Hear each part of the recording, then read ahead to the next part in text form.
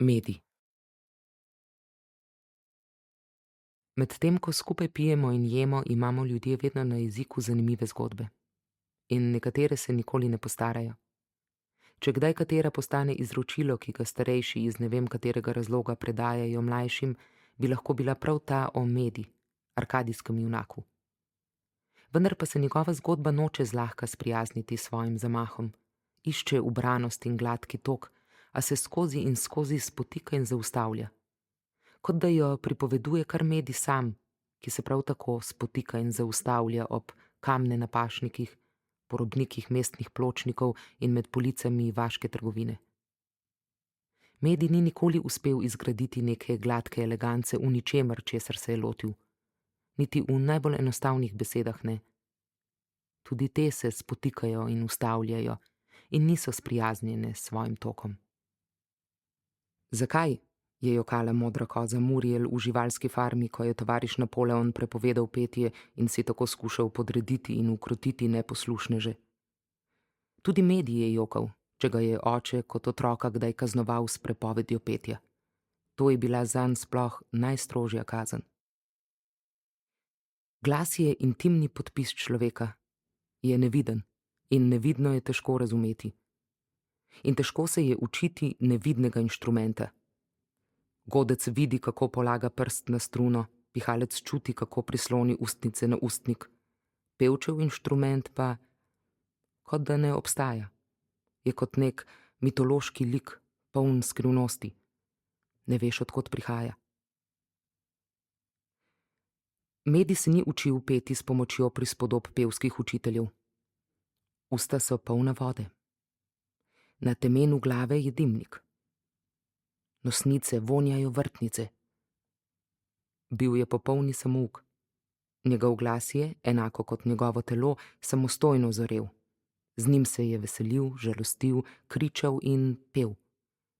Petje je bilo njegova neposredna vez s celim spektrom čustev, tudi takih, za katere Medi sicer ne bi imel besed. Pravil je, da ima petje funkcijo zdravila. Kot otrok je Medi po cele dneve na paši prepeval. Kasneje je nadaljeval z nenehnim momljanjem neprepoznavnih napevov med vsakodnevnimi opravki. Ničesar ni vedel o gorski nimfi Eho, ki je bila zelo zaljubljena v svoj glas, a bila kaznovana, ko je Hera ugotovila, da jo zavaja, da bi lahko Zevs flirtal z drugimi, zato ji je odvzela glas. In Eho je poslej lahko le še ponavljala glasove drugih. Se je pa Medi v gorah sila rad poigraval s poslušanjem odmevov svojega glasu. Tam je pel, skovikal, kokodakal, se cmizdil, žvižgal, čivkal, lajal, grgral, zehal, stokal, zavijal, se smejal in kričal. In pričakoval, kako se mu bo zvok odbil od sten. Spraševal se je, zakaj neki odmeva svojega glasu ne sliši, kadar je doma, v sobi. Igro odmeva svojega glasu je mojstril, ko je ugotovil, kako se njegov glas obnaša, če se ujame v vrtečo tepsijo. Čepel je na kuhinjskih tleh in z desno roko vrtel pekač. Za groove podlago je dal na roke nekaj prstanov, ali pa je med prsti držal ključe, ki so nato ritmično trkali ob vrtečo ponev. Njegov pojoči glas se je odbijal od bakra, obogaten s tremolom. Pesem je ljubezen in hrepenenje. Ko ti enkrat pride v ritem, tudi ostane. Ko poješ, včasih hkrati jočeš. Takrat te vprašajo, kaj to poješ, in šele na to, zakaj jočeš. Petje je bilo kot kanal, skozi katerega je Medi lahko zavestno dajal sebe v različnih oblikah. Razvedrilo ga je, umirilo, mu dvigovalo duha, odpiralo srce in ga povezovalo z drugimi ljudmi. Povezovalo ga je tudi s tistim večjim od njega. Čarobnost napeva in globoka tišina po njem sta mu dajala občutek svetega, ki ga prinese odmev.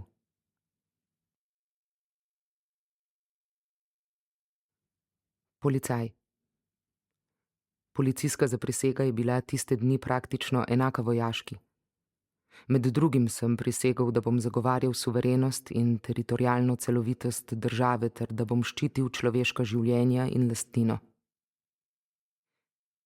Medi se ni pridružil policiji, da bi prejemal odličja ali sprejemal častne funkcije, niti da bi plezal po organizacijski hierarhiji oblasti, kot to s strastjo počnejo drugi.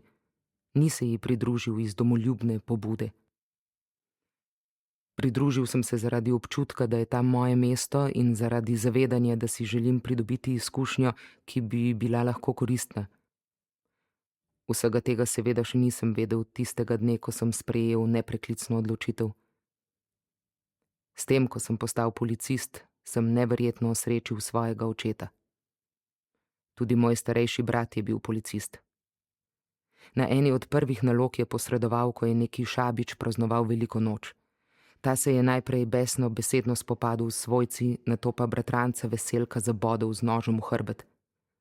Zatem se je Šabič zaprl v kopalnico, kmalu pa je k hiši prispelo policijsko vozilo s policistom Slađanom, mojim bratom. Ta je vstopil v hišo in skušal prepričati Šabiča, naj pride ven in se mirno pogovori. A besnaš je odprl vrata kopalnice in ustrelil z lovsko puško Slađana v trebuh. Tako ranjen se je Slađan še z zadnjimi močmi splazil ven, da je Veselkovi družini rekel, naj se skrije, ker da Šabič strelja. Nato je izdahnil. Tako je brat, zelo mlad, skorajda še kadet, umrl na dolžnosti. Smrt mojega edinega brata je očeta izjemno potrla. Zdaj sem bil jaz njegov edini otrok. Imeti v hiši policaje so bile njegove sanje in to sem uresničeval vsak dan, ko sem sedel na svoj moped in se na delo odpeljal proti policijski postaji v bližnjem mestu. Bil sem tudi edini v družini zaposlen v državni ustanovi in to je očetu veliko pomenilo. Zagotovilo je vzpon po družbeni lestvici. Ko sem postal policist, sem se imel za privilegiranega, ker opravljam pomembno in častno delo. In tudi zdaj še vedno verjamem v to. V življenju ne pričakujem ničesar več, kot pričakuje navadni delavec. Položaj, ki mi ga daje uniforma, me ni zamikal za to, da bi izkoriščal moč avtoritete. Uniforme tudi nisem nikoli izkoriščal za kakšne privilegije. Nekoč, pred leti, sem zapovedoval skupini v akciji in dejansko smo nalogo uspešno opravili. Po zaključku akcije sem prvič zahteval od starešine, naj kolegom zagotovi zelene maskirne uniforme za prihodnje naloge, saj smo bili v policijsko-modri barvi vidni že nadaleč. Nismo jih dobili, bil sem razočaran in jezen. Ob drugi priložnosti sem prosil za posebno opremo, prilagojeno tihemu delu. Ponovno so bili moji predlogi od nadrejenih zavrnjeni. Spet sem bil razočaran in jezen. Nato so me premestili na drugi oddelek, kjer veliko delam na področju zaščite in varnosti otrok. Pošiljajo me v šole po celi regiji, da učim otroke, kako prečkati ulico in kako brati prometne znake. Med uspešno opravljenimi nalogami sem sicer ponosen na realizacijo projekta Varno otroštvo, razvoj varnostne kulture mladih, vendar s svojim delom nisem več tako zadovoljen kot na začetku. To ni to, kar sem si zamislil. In profesionalno ne počnem tega, česar sem sposoben. Medi ni nikoli povedal očetu, kakšne so njegove policijske naloge. Pustil je, da si ga je oče predstavljal, kako nadzira najhujše zločince in jih spreminja v nedolžne očice. Medi, reče oče, ti si moj ponos, osrečil si me. Kako naj bi mu priznal, da učencem razlaga, kako hoditi po pločniku, ki ga sploh nimajo, z navodilom poglej na levo in na desno, uporabljaj zebro in ne predpostavljaj, da te šoferji vidijo, jim deli pelerine ali odsevnike za pešce v obliki trikotnika, ki jih sponzorira vlada, rešuje mačke z dreves in pomaga trezniti pijance. Farma. Število ljudi se strmo dviguje, število ovac pada. Pastirstvo je v zatonu, pastoralna ekonomija pa tudi. Minili so časi, ko so pastirji od svetega Jurija v aprilu pa do svetega Demetrija oktobra preživljali mesece med živadjo, nekje na gorskih črednih pašnikih. Vmes so na kakšnem vaškem sejmu prodali volno, sir in kože, si napolnili vrečke za tobak in prazne želodce ter si prislužili denar za poplačilo davkov. Plačilu davkov se je dalo nekoč izogniti edino s pomikanjem v nedostopno gorovje, kamor roka oblasti ni segla. Zato je bilo tako veliko visokogorskih zaselkov. Medi je v mladosti svoji družini pomagal tako, da je nabiral jagode, grabil seno in delal z živino. Star manj kot 5 let je že šel z ovcami ali govedom na pašnik. On in pes. Od zgodnje zore do poznega večera je bil na jasi, prepuščen sam sebi. V gorovju, odkoder se ob slabem vremenu v nekaj minutah pričnejo valiti črni oblaki, ki kmalu zatem prinesejo nalive z grozljivimi strelami in grmenjem, ki se med kamnitimi stenami še ojača. Napol buden otrok je živat pred zoro odpeljal na pašnik, preden bo postalo prevroče. Ker ko je vroče, živali butajo z glavami, norijo in se nočejo pasti. To pa pomeni manj mleka, manj mesa, slabšo volno. Zato so se zgodaj zjutraj odprla dvoriščna vrata. In ven se zapodita kaka 2 ducata živali, med njimi pa komajda viden otročič. Zdaj ima Medi svojo čredo ovac, od katerih pridobiva volno in meso. Okoliščine gospodarjenja so mu skoraj vedno naklonjene, a nosi veliko odgovornost. Porušiti je moral hišo, v kateri se več ni dalo bivati, obnoviti pastirsko hišo in zamenjati nevarne ograje ob pašnikih. Rodovitni deli njegove zemlje so zdaj popolnoma primerni za pridelovanje zelenjave in vzrejo njegove črede. Medjeve ovce hvalijo zaradi njihove mehke volne, pa tudi zaradi okusnega mesa. Ljudje, ki so kupili moje izdelke, jih imajo radi. Pravijo, da ima meso poseben okus zaradi nekih zelišč, ki rastejo na mojih terenih. To je naporno delo z dolgimi urami garanja na kmetiji, tudi z nočnimi opravili. Delo poteka na prostem in pogosto v ekstremnih okoliščinah poletnih vročin, močnih deževi na pomlad in vetrovnih mrzlih jeseni. Hrani živali, pomaga jim pri težjih porodih, striže volno, vzdržuje kmetijske stavbe in ograje, spravlja seno in pripravlja krmo, spremlja čredo na pašo in opazuje, da živali nimajo znakov bolezni ali okužb. Včasih kakšna ovca s težkim runom, visoko breja ali s prekomerno telesno težo obleži z vsemi 4 molečimi v zrak tudi po nekaj dni, vse dokler je Medi ne prekucne nazaj.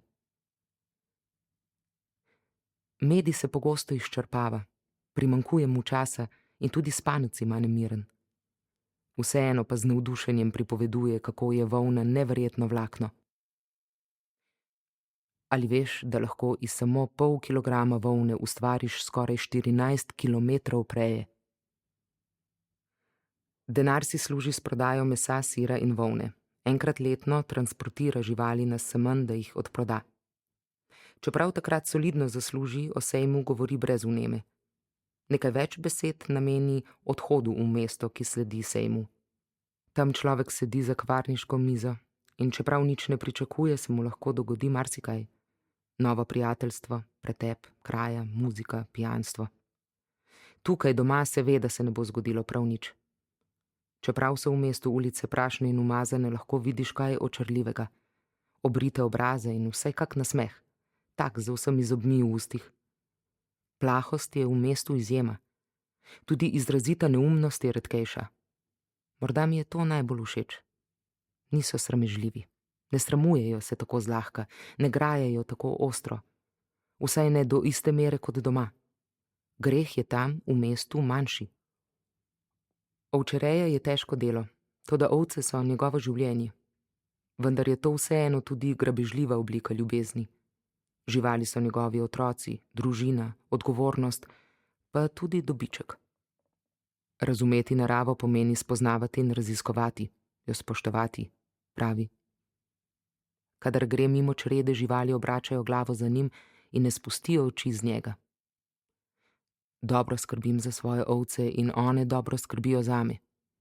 Lepo je biti obkrožen z živalmi, ki zrcalijo tvoja čustva in te ohranjajo prizemljenega.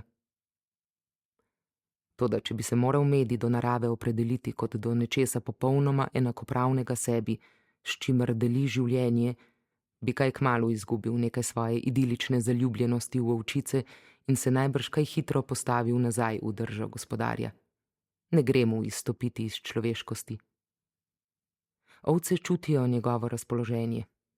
Hrupne so, ko je vesel in optimističen, in tihe, kadar je slabe volje. Živali mu pomagajo in ga varujejo. Ugibajo celo, kam se nameni. Če gre na primer predaleč na jug, stran od svoje kmetije, breznom naproti, se živali, ki mu sledijo, obrnejo in mu tako dajo znak, da naj se vrne. Zato pravi, da ga ovce varujejo. Ovčje runo raste brez prenehanja. Pred nekaj leti se je Ljubka kar 7 let skrivala v jami, samo da je ne bi strigli. Odkar je izginila in dokler je nisem ponovno našel, je njeno runo toliko zraslo, da je bilo dovolj volne za 15 čilimov. Medi zelo dobro pozna svojo čredo in dobro ve, katera od njegovih živali je v katero zaljubljena. Precej prepričan je, da nekatere njegove ovce kažejo tudi istospolne preference. Včasih imam celo 7 ali 8 samcev, ki imajo raje druge samce, tudi ko so rodne samice naokoli. Gre za nagnjenost. Toda o tem res ne more razpravljati s komerkoli. Ljudje zagotovo ne bi razumeli. Če bi Medi o takšnih temah razpravljal z drugimi moškimi, bi imel resne težave. Še posebej pri tistih pastirjih, ki imajo sami posebne odnose z ovcami. In to ne le, ko so še mladi pastirji in živijo dalj časa v osami na gorskih pašnikih, ampak celo po poroki, že zdavnaj potem, ko so se naučili, zakaj je penis. Tu še vedno vlada pragmatična predpostavka. Moški mora imeti čim več orgazmov, ne glede na to, kako si jih zagotovi. Volkodlak. Medija je morda najmočneje od vsega zaznamovalo njegovo rojstvo, čeprav se o tem ni pravzaprav nikoli govorilo. A njegovi rojstni dnevi so bili drugačne vrste kot pri ostalih otrocih. Spremljala jih je neka zadržanost. Medi tega sicer ni razumel, zgolj čutil je. Ob pomembnih dnevih in ob praznikih so se ženske sorodnice vedno za nekaj časa umaknile v drugo sobo in tam izvajale nekaj skrivnostnega. Leta so minevala in navadil se je na te misteriozne obrede. V celotni družini mu je bil najbližji dedek. Bil je najpametnejši v bratstvu. Ko je starec začel slutiti svoj konec, je poklical dekletce Medi, da sede k njegovi posteli. Nato je rekel: Medi, rodila si se v rdeči srajčki. To je pomenilo, da se je rodila s posteljico čez obraz. Mediju to takrat še ni povedalo veliko, biologije ni poznal in tudi z vsebino tajnih ženskih pogovorov ni bil seznanjen. Kasneje v življenju pa je dojel, da ima rdeča srajčka v stari tradiciji zvezo s čarovnicami, pa tudi s krstnici, ki so bili rojeni v belih srajčkah in je v njih nekaj vampirskega. Otroci, ki so se pentljali s placento, otroci, sadovi prepovedanih ljubezni duhovnikov, pa tudi 7 sinovi v družini so pogosto padli v kategorije ljudskega vraževerja. Ti nedolžni otročiči so se znašli v isti kategoriji kot ljudje, ki so bili v svojem življenju zlobni, in mrliči, ki jih je, potem ko so že ležali na parah, preskočila kokoš ali mačka.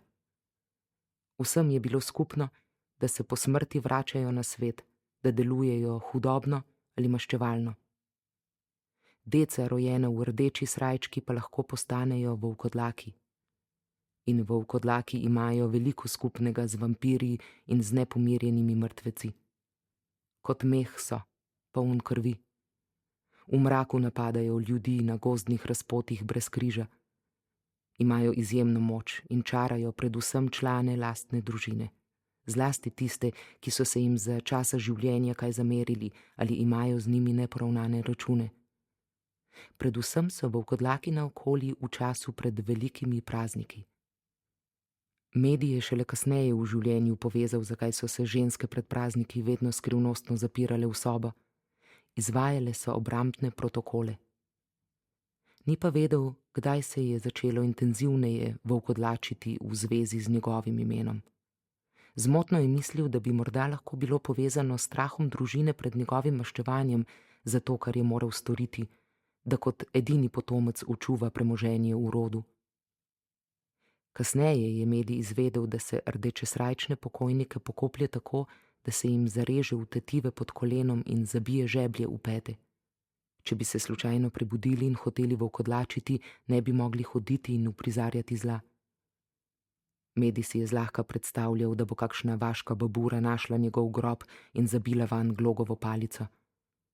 Morda pa bo na njegov grob prišel celo duhovnik in mu zapičil črno trnje v srce. Volk je bil tu in taki usodi ne moreš uteči. Cel koncept tega, kar je medij bil, je bila ena sama velika zmeda. Biti rojen naravnost v ljudsko vraževerje človeku samo še dodatno pomeša razum in pogoje za normalno življenje v skupnosti.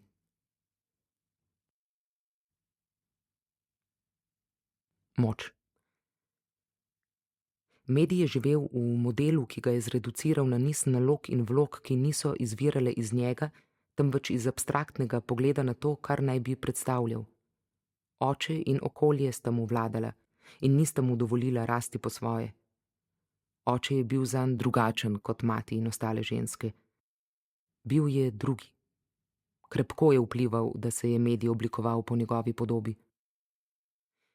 Z očetom nisva imela veliko skupnega, pravi medij, čeprav so vekomaj vsi govorili, da sem isti on. Ko je odrasel in očeta več ni bilo, je vse očetovo ponotranil. Moški ego, očetovske funkcije, vključno z njegovim cinizmom, zagrenjenostjo in nezaupljivostjo. In to je bilo znamenje, da je medij v življenju uspel. Za pravo moško dejanje tot velja kastriranje ovnov. Ko štruni rastejo hitreje, imajo boljšo strukturo telesa, hitreje pridobivajo na teži, bolje nabirajo maščobe, izgubijo zanimanje za parjenje, zato postanejo mirnejši in neagresivni do ljudi. Le redki kupci imajo raje nedotaknjene samce in so za njih pripravljeni plačati višjo ceno, ker jim je ljubši okus po spolni zrelosti. Medij pri skopljenju žival položi na hrbet in jo upne v leseni okvir. Razkreči ji noge in jih priveže k brunu. S kovinskimi kleščami prime moda jagenjčka. Živalica presunljivo krikne, nato medij vzame kladivo in nekajkrat udari. Oven, ki takrat nima več kot 8 tednov, vsakič prodorno zacvili in nemočno trza. Proces je s tem končan. Žival odveže z okvirja in jo opotekajočo, presunljivo tulečo od bolečin pusti odtavati nazaj k čredi. Medij je postavil pravila vladanja. Vladal je in pri tem pogosto zbujal strah. Drugim, enako kot sebi samemu, ni priznaval ne ranljivosti, ne bolezni, ne kakršnega koli znaka šibkosti. V tem je bil nepopustljiv, pravzaprav tiranski. Tako si je stalno potrjeval pomemben občutek, da dobro izvršuje dolžnosti. Pri drugih je ledeno preziral vsako njihovo trohico brezbrižnosti. Podredil se je avtoritarnim pravilom in sam postal avtoritativen, odrezan od harmoničnega odnosa z drugimi. Edino, kar je kazilo ta občutek izjemnega reda, so bili njegovi iracionalni čustveni izbruhi, ki so ga ogrožali, saj so ga spominjali na kaos.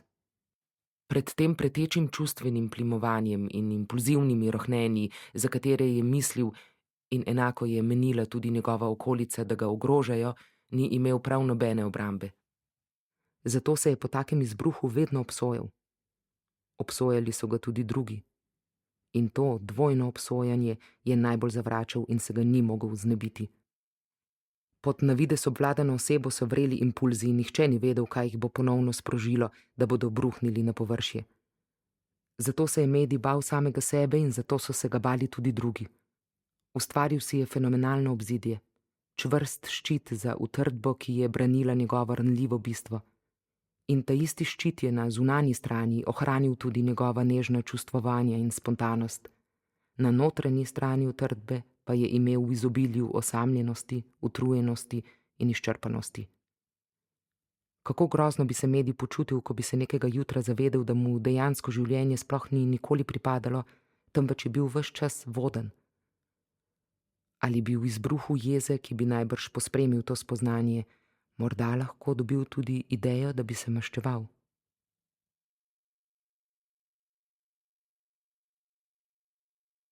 Prijateljstva.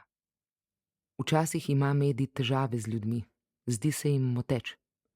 Pogosto postane napet in nemiren in zlahka izgubi živce. V odnosu z živalmi se mu to nikoli ne zgodi. Z njimi je vedno sproščen, ljubeč, potrpežljiv in nežen. Vsaka ovca ima svoj značaj, pravi.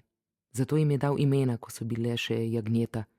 Roza, Maza, Slavica, Kičo, Lokica, Belica, Mila, Monika, Gloria, Pepca, Sandrina. Z njimi se pogovarja. Nisi ovca, ampak človek, prav tako kot jaz.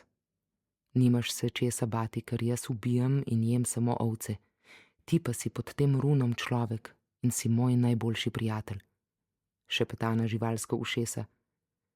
Zakaj bežiš od mene? Naj te ne bo strah.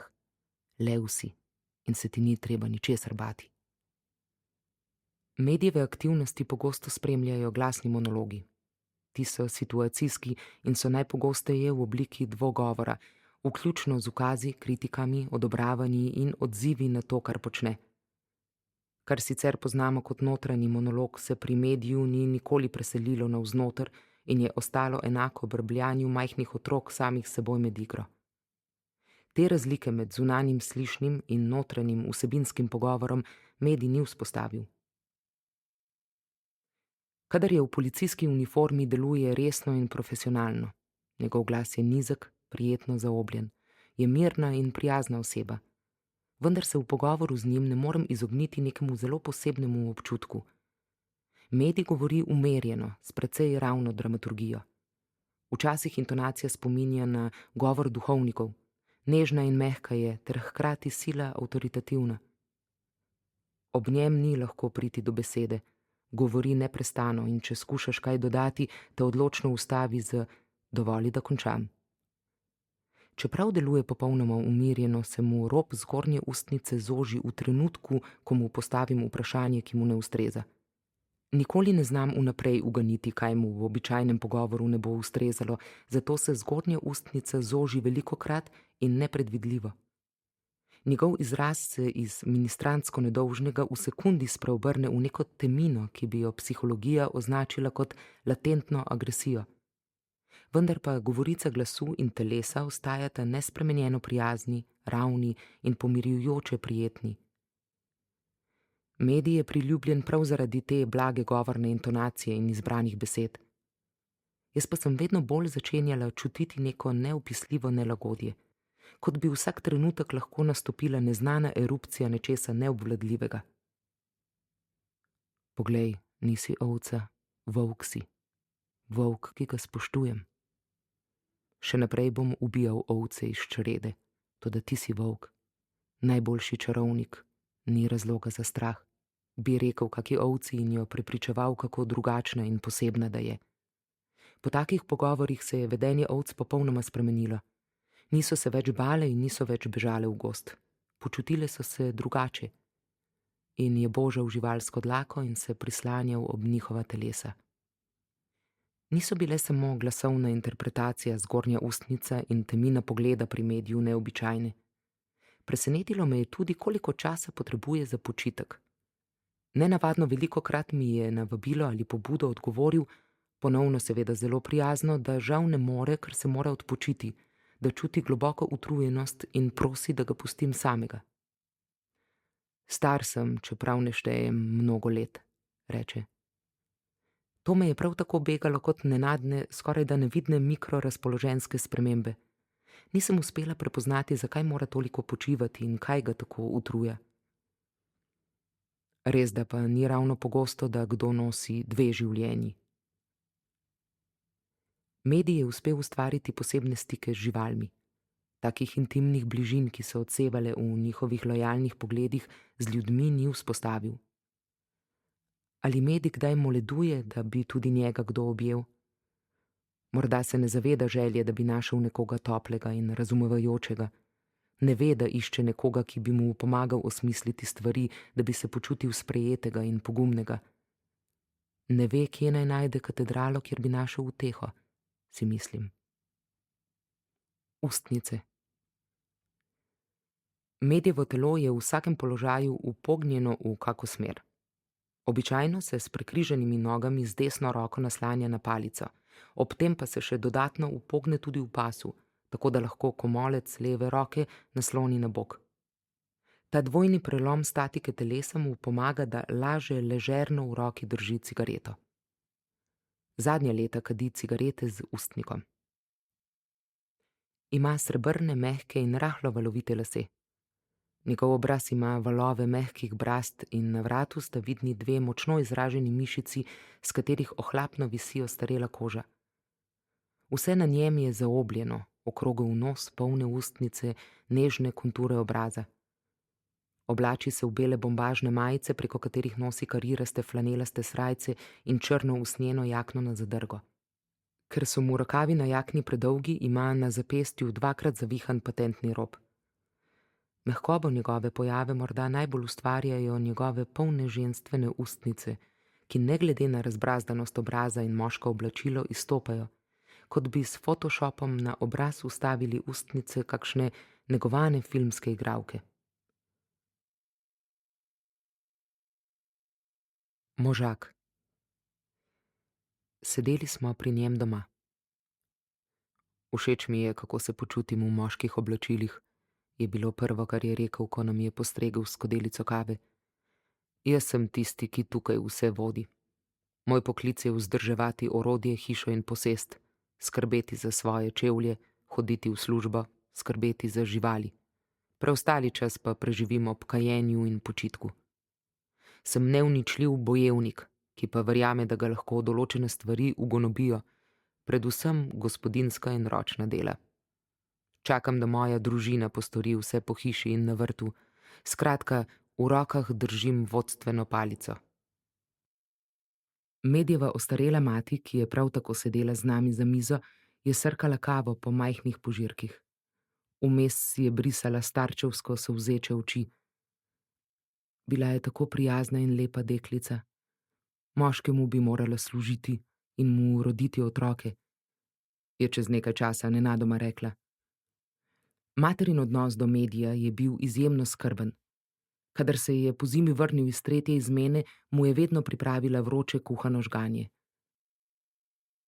Dovolj, mati, dovolj, jo je Medi naglo prekinil. Tako želim živeti. To je bila moja odločitev. To je moja odločitev. Obrnil se je proti meni in nadaljeval z drugačnim glasom. Moja oblačila so novejša in lepša od ostalih v družini in na mojem prstu se blešči srebrn prstan. Imam svojo posteljnino in svoje pripomočke za kavo, svojo uro in svoj motor.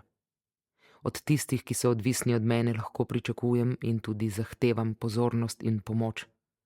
Nikoli se ne ukvarjam s podrobnostmi gospodinjskega življenja, razen s trgovanjem ali prodajo pridelkov, še pove in se pri tem prisiljeno smeji. Zadnji toni tega smeha so zazveneli preglasno v primerjavi s siceršnjo ravnijo našega pogovora in so nekako obviseli v zraku. Temu je sledila nenadna tišina in nismo vedeli, kako nadaljevati. Kustom smo ponesli skodelice kave in nekaj časa srkali v popolni tišini.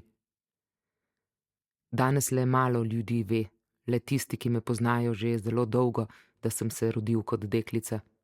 Za vse ostale sem Medi. Medi, moški. Jaz sem tisti, ki pove, kaj in kako narediti. Tudi to ni bilo neko novo izhodišče za nadaljevanje pogovora, saj je bilo vzdušje precej naelektreno. Prvič smo namreč sedeli z Medijevo materjo in ob njej se je vedel drugače. To je bilo tisto značilno Medijevo spotikanje. Spomnila sem se, da mi je nekoč omenil, kako je celo njegov lastni oče, ki si je sicer želel, da bi bil Medi sin, zaplakal, ko ga je prvič zagledal s kratko fantovsko frizuro. Živo se je spominjal tega usodnega očetovega pogleda na novorojenega sina. Kruhomet. V teh krajih je bil prosti čas v nasprotju z delovno etiko in zato ni bil razumljen kot dober. Toda kmalu so v državi šport razglasili za fiskulturo, nenadoma več kot dobrodošlo. Nogomet je tako vznemirljiva in tako natančna stvar. Poezija se z nogometom nikoli ne more meriti v natančnosti. Z besedami pesmi lahko prelisičiš, zapelješ, zavedeš, ogoljufaš, podtakneš. Toda v nogometu so stvari zelo natančne. Dandanes imajo ljudje raje natančnost kot zgodbe o junakih. Ti junaki iz zgodb ne morejo več konkurirati junakom nogometa, junakom klubov Železničar ali Sutjeska. Zdaj so vsi največji junaki zaposleni v nogometu. Ljudje pa dihajo za kotalečo žogo, obožujejo svoj tim in svoj klub. Nekega večera je bilo igrišče razgreto kot vrel kotel. Praskanje po glavi in med nogami, pljuvanje, tekanje sem in tja za žogo ter nekaj težkih psovk bi opisalo večerno zabavo lokalnih fantov. Tam je bila planota s posušeno travo namesto zelenega travnatega stadiona. Isti teren, na katerem je nekoč igral nogomet tudi Medi. Medi je moral vedno igrati močneje, hitreje in pametneje od drugih fantov, ki bi sicer lahko podvomili vanj. Tako se je zgodaj naučil, kako spretno driblati, kako igrati s komolci proti večjim od sebe in kako biti duševno trden. Fantje so igrali nogomet, a namesto žoge so brcali hlebec kruha.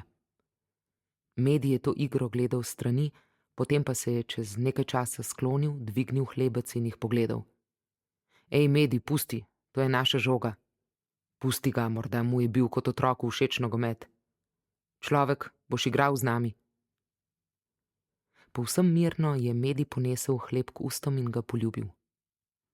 Ali ti nisem rekel, da ima rad nogomet? Ste videli, kako je poljubil žogo?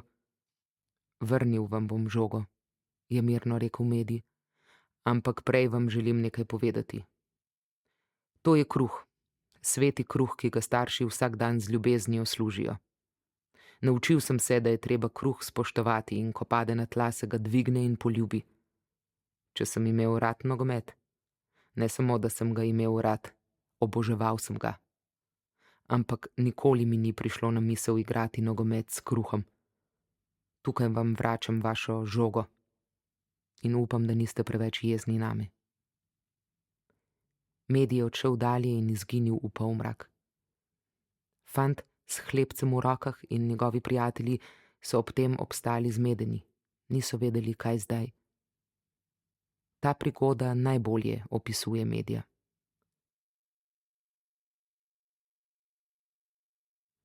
Dejstva. Medi mi veliko pripoveduje, kar je nenavadno nasprotje dejstva, da ljudi večkrat vidi kot moteče in naporne in bi verjetno raje spal, kot bil v njihovi družbi. Ampak očitno nisem v tej kategoriji, vsaj za zdaj ne. Vendar pa je treba postoriti marsikaj in Medi ponavlja, da je tako utrujen, da je izčrpan od garanja. Vstaja zgodaj, da opravi vse dolžnosti, da v delu sklene krog med jutrom in nočjo. In to vsak sleherni dan. A njegova utrujenost najbrž prihaja od drugod, iz vsajenega sindroma samouničenja, prekletstva, ki mu je zasužnilo pogled in se mu naselilo v dušo. Delam, kolikor lahko in toliko časa, kot ga imam poleg redne službe kot policist. Pravi, da ne ve več, ali ima še vedno voljo za delo z živalmi in za opravljanje policijske službe. Večkrat pada v obup in kadar si zelo obupan, je edino, kar moraš storiti, skriti svoje obupano življenje pred pogledi drugih. A ker sem tukaj tujka, ne predstavljam nevarnosti. Postavlja mi veliko vprašanj in veliko govori o sebi, o tem, kaj mu je v življenju resnično pomembno. Rad grem v mesto prodajati in po nakupih. Štacuna v naši vasi je vedno prodajala stvari, ki jih nihče ni nikoli kupil. Meje za resnično konzumacijo so meje najbližjega mesta.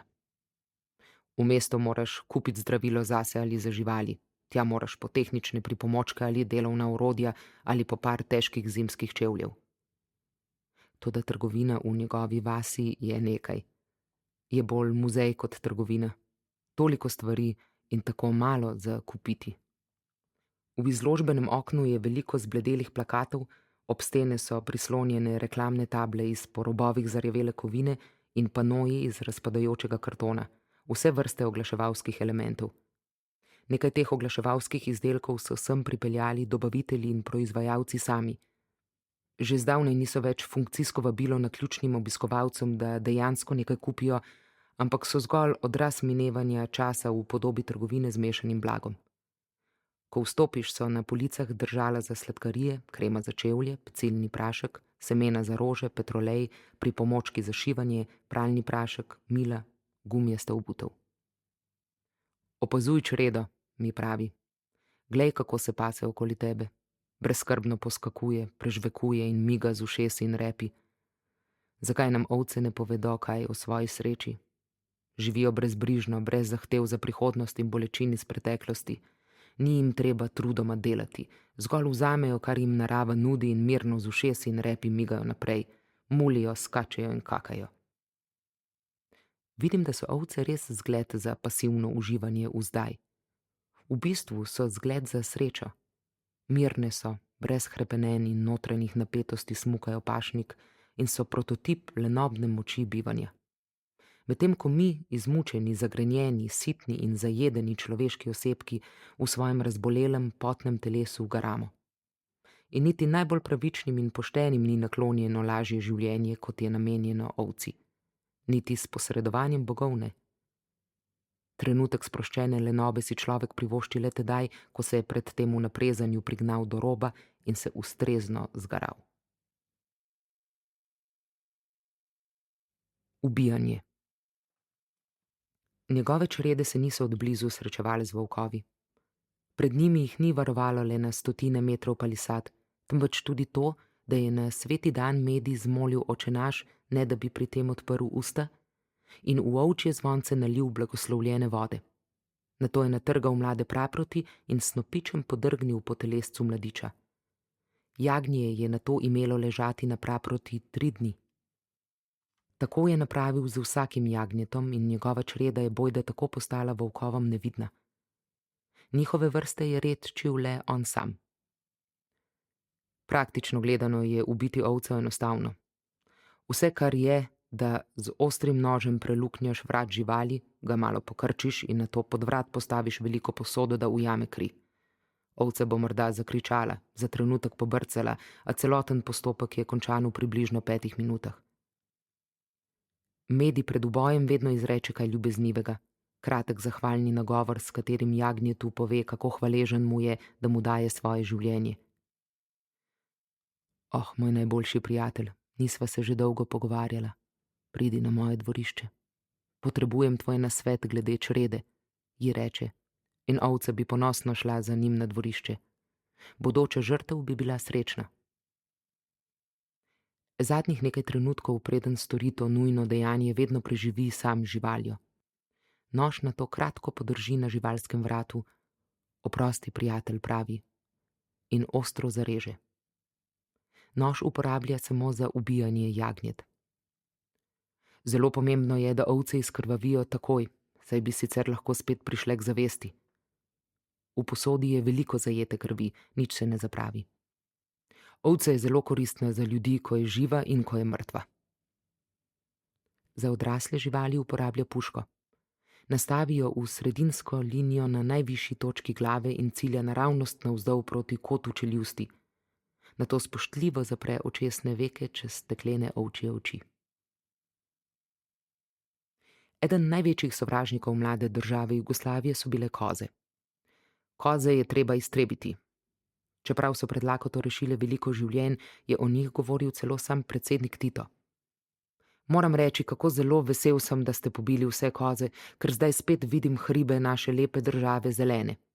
Rad bi, da se to zgodi povsod. Potem se bo človek po 10 letih samo čudil, kaj so koze pomenile za gozdove. Ovce je potrebno vzrejati, ker dajejo mleko in volno in ne uničujejo gozda. In kot veste, gozd vpliva na podnebje. In ko bodo nekoč ti hribi spet poraščeni z gozdovi, ne boste imeli več take suše, kot jo imate čez poletja. In nič več ne bo te neznosne vročine. Podnebje se bo spremenilo, zato boste imeli več priložnosti za intenzivnejšo obdelavo zemljišč.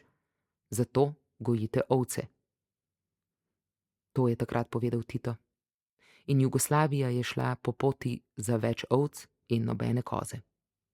V novo 5-letko je stopila za domovino z ovcami naprej. Država je bila rešena. Potem, ko ubijem ovco, se začne 4-urni postopek obešanja, puščanja krvi in razčetverjanja, ki vključuje odstranjevanje drobovja živali, tudi 2 želodcev. Nekateri uporabljajo želodec za izdelavo nogometnih žog, jaz ne. Tudi črevesje je uporabno. Ko odstranimo drekce, je primerno za ovoj klobas. Nato se shranijo srce, pljuča, ledvice in jetra, šele zatem se začne sekati noge in hrbet. Zamah s sekiro je tukaj z imuniteto, ambasador smrti. Sekira je vedno dosegljivo orodje in orožje, tiho in učinkovito. Včasih se Medi počuti zelo nesrečnega, ker je morilec živali. Njegovi vraževernost, krivda in dvomi se ne ustavijo samo na ovcah, temveč dosežejo tudi druge živali, celo rastline. Zakaj bi moral biti udarec sekire po ovci bolj krut, kot je udarec po jelki, če pa vemo, da imajo tudi rastline dušo? Verjame, da so drevesa obdana s sencami in dušami, in če se na katero od senc podre drevo, krivec za to umre na kraju samem ali ostane vsaj resno bolan do konca življenja. Da drevo ne bo s senco, mora gozdar z isto sekiro, s katero ga bo posekal, prej na njegovem deblu odsekati glavo žive kokoši. Občasno je tudi Medi izvajal tovrstne rituale. Danes je dan za klanje. V težkem zraku, ki pritiska k tlom, je med živalmi čutiti nemir. Ovce znajo v obupnem poskusu, da bi razumele, zakaj katere izmed njih ni več, jokati zaradi izgube ovčjih prijateljev ali družine. Prav tako vnaprej slutijo, da bodo izgubile člana črede. Siceršnje zvočne pokrajine, ki jih z blejanjem, kruljenjem, godrnjanjem in prhanjem ustvarja čreda, so danes skorajda potihnile. Kot bi jih kdo pokril z zeleno prevleko iz filca, ki se jo potegne čez koncertni klavir. Že odzori sicer ritmično žvečijo, kot bi se ne imelo nič zgoditi. Le tišje so kot običajno. V tem miru je čutiti nemir. To je prvi zakol, odkar mu je pred 3 leti strela ubila celotno čredo. Pod enim samim udarom se je vseh 91 živali v istem trenutku zgrudilo na tla. V sekundi se je planota pokrila v belo. Medi se spomni samo bliska močne svetlobe. Tudi njega je zadelo v telo. Naslednja stvar, ki se spomni, je, kako leti vzvratno in da je zmeden. Potem se spomni, kako leti naprej, tokrat popolnoma zmeden. Potem se ozre naokoli. Njegovo telo je na tleh, obdano z belim. Rekel sem si, da sem v nebesih. Potem sem videl svoj dom, svoje živali in ugotovil, da bo vse v redu. Čustev ni bilo in občutek je bil sijajen, toda ta mirnost ni trajala dolgo. Vrnil sem se v svoje telo. Ostala je samo belina 91 živalskih trupel. Od tedaj ima Medi nekaj težav s spominom. Občasno pozablja imena ali namere, vendar se je drugače njegovo življenje vrnilo v normalno stanje. Spet živi običajno življenje, dela na kmetiji in pri policiji ter občasno gleda nogometne tekme. V očeh pa mu je obležal grenak lesk, ki se ga ni več otresel. Danes bo ponovno zakol in Medi je nervozen, obnaša se čudno. Ne, ni ga strah in ni videti zmeden, je osredotočen in pozorno se pripravlja. Ta njegov nemir je povsem drugačne narave. Vsako minuto nekajkrat globoko vdihne in izdihne, česar običajno nikoli ni storil. Gre do živali, želi biti sam z njimi. Oddaleč ga opazujem, kako se na žival nasloni, jo objema in ji prigovarja na uho. Medi se v tistem trenutku preobrazi v žensko. Kakšen nenaden prodor ženskosti na področje bolečine. Pogrezne se v ženski spol, postane ženska, postane sočutje, postane ljubezen in usmiljenje. Z materinsko nežnostjo se sklanja nad žival. Mar ima kot ženska več moči soočiti se s trpljenjem kakor moški? Nato dvigne desno roko. Pogledam stran. Melanholija. Odkot se priplazi to pritajeno trepetanje, ta melanholija? Odkot Medijeva podzavest črpa te globoke in težke tone? Kje se ti toni podvojijo, potrojijo in ojačajo, da zatresejo njegovo drobovje tako silovito? Povezava med Medijevimi resničnimi življenjskimi dogodki in njegovimi redkimi pripovedmi temelji na melanholični osnovi. Je mojster ustvarjanja taksonomije obrambnih mehanizmov. Kot oklepni čar varuje svojo preobčutljivost. Vsaj mislil je tako, saj se je pogosto umaknil in si ni upal izraziti, da mu nekaj ne ustreza. Mislil je, da je to že odraz dobrega obrambnega mehanizma. A ni bilo tako. Dokler je dovoljeval, da je sploh prišlo do te stopnje, da je moral vedno znova premišljevati, kakšno strategijo obrambe naj ubere, tako dolgo obrambne strategije v bistvu sploh ni imel. Šele ko je dojel, da je zanj edina učinkovita strategija izolacija, in ko je to uspel resnično izvesti, ne le o tem sanjariti, je spoznal, da nič pred prvim pravim umikom stran od nevarnosti ni bilo omembe vredna obrambna strategija. Bile so zgolj neke nizke ograde, znotraj katerih je bil enako ranljiv, kot bi bil brez njih. V okolici pa so sproščale odpor in nezaupanje. Nikoli se ni uspel izogniti čudni težnji k prisilnemu ponavljanju travmatičnih izkušenj. Zato je vedno znova poustvarjal pogoje in tako tudi vedno znova podoživljal negativne izkušnje, kar je bilo zanj destruktivno. Takšen on pa je bil destruktiven za druge. Resnična zgodba o življenju pove vse, od rojstva do smrti. Je zemljevid biološkega in psihološkega jaza, ki potuje proti koncu. Pripoved o Mediju čuti, da potrebujem tolmača, vodnika, da bi razumela, na katerem plovilu je. Še vedno se spotika in sumničavo preučuje vsako mnenje, vsako sodbo preigrava, dokler ne bo prepričana, da je v redu. Ob 20-letnem jubileju dela na policiji so mu v službi podarili žensko uro. Globoko užaljen Medij ure ni nikoli nosil, namesto tega jo je podaril svakinji. Razpoloženje pa se mu je za dalj časa pomračilo. Izpodrivanje jeze se kaže na različne načine. Tudi kot psihotična struktura uma, ki izgublja oporo v resničnem svetu. Ljudje, kot je Medij, stopijo v številne konflikte, so preobčutljivi za dražljaje, kot so recimo zvoki in temperature, na družabnih srečanjih lahko delujejo nezainteresirano ali pa se zatekajo v pretirani počitek. Postanejo neka nenavadna petrifikacija, alegorična okamenitev sebe. Medij se občasno sprašuje, kaj si v resnici želi. Ponovno pokazati držo ženske junaka? To je bila kultna lastnost, ki so mu jo avtomatično pripisovali, ne da bi jo v resnici sploh videli na njem. Ali bi sploh lahko dojeli, kako nemogoče pristranski so do njega zaradi tega? Ko je njegovo počutje še slabšega, zajame otopelost, prevzetje z njo. Izgublja sposobnost jasnega izražanja, izgublja ostrino mišljenja, izgublja občutek smisla. V takem obdobju se pri njem pojavlja velika želja po zavračanju preteklosti, hkrati pa želja po vnovičnem vstopanju v tisto najbolj boleče in po izogibanju dokončnemu slovesu, dokončnemu odhodu, dokončni prekinitvi, dokončni pomiritvi. Občutki nepovratne izgube sebe pršijo tudi na druge strani, ki so, ali pa tudi ne, povezane s tistim izgubljenim. Žalost je povezana z največjo tragično izgubo sebe kot ženske. Depresija vedno pripravljena čaka, da se pojavi in prevzame stvari v svoje roke. Takrat je Medij kot konj, ki nenadoma leže, ker ne more več vleči tovora. Da bi ta žalost ne izgubila moči, jo podpira s krepkim obžalovanjem lastnih napak in s podrobnimi analizami neuspehov. Njegov je takrat kot bomba, ki bo zdaj šla v zrak. Vmes pa se vztrajno pojavljajo glasniki upanja, ki v tej fazi Medijeve neobičajne nebogljenosti delujejo kot zanimivi svetilniki, ki kažejo stran od utajitve realnosti, stran od boleče realnosti same.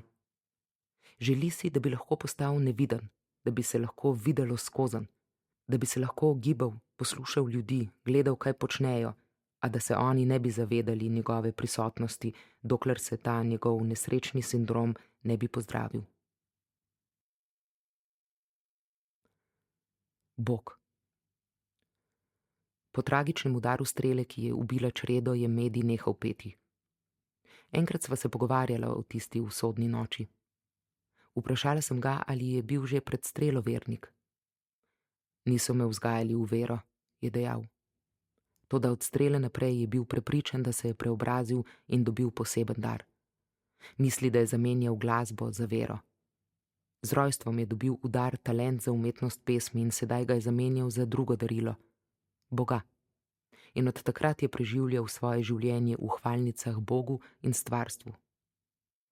Svoje življenje dam za ovce, pravi Medi zdaj. 10. poglavje, vrstica 15, Evangelij po Janezu. Vprašala sem ga, ali je morda doživel še druge spremembe zaradi izkušnje bližine smrti, ob tem, da je postal duhoven. Pravi, da ni. A prisluhnil je vsemu, kar govori o izkušnjah bližine smrti in o moči energije strele, in se veliko bolj usmeril vase. Počutim se prerojenega, je dejal. Ta občutek Božje prisotnosti me ni nikoli zapustil. Tudi drugi ljudje potrjujejo, da je tisto noč izgubil glas. Jaz pa mislim, da je bila to njegova odločitev. Medi trdi, da ni bil dovolj močan, da bi premagal bolečino, da je bil tako žalosten in da ni videl nobenega smisla več, da je bil tako zelo osamljen in da tak ne more peti. Lahko pa moli. V vsaki besedi je toliko čustev, kot bi hotel prebadati srce. Obljubil sem si, da se bom tega dne spominjal, dokler ne bom umrl, ponavlja. V zgodbi o z ovcami po beljenem polju je še nekaj, kar daje tej pripovedi čuden ton. Takrat, ko je strela pobrala vse živali, je pobralo tudi Medijevega očeta. Fantje nogometaši, takrat še otroci, so na enem od svojih pohodov kak dan za neurjem našli moža ležati na drugi strani kamnitega zidu okoli jase. Otroci so takrat pripovedovali, da je mož klical, stokal in šibko dihal, da so to takoj sporočili Mediju. Fantičem krajani seveda niso verjeli. Meni pa se zdi ta deška pripoved verjetna, povezana z Medijevo globoko jezo na očeta in z maščevanjem odvzema mladosti in spola. Odmev. Glas je intimni podpis. Ko je in tudi če ga ni. Ko je Narcis zbežal pred ljubezenskim objemom zaljubljene nimfe, je bil zadnji odmev eho: odidi.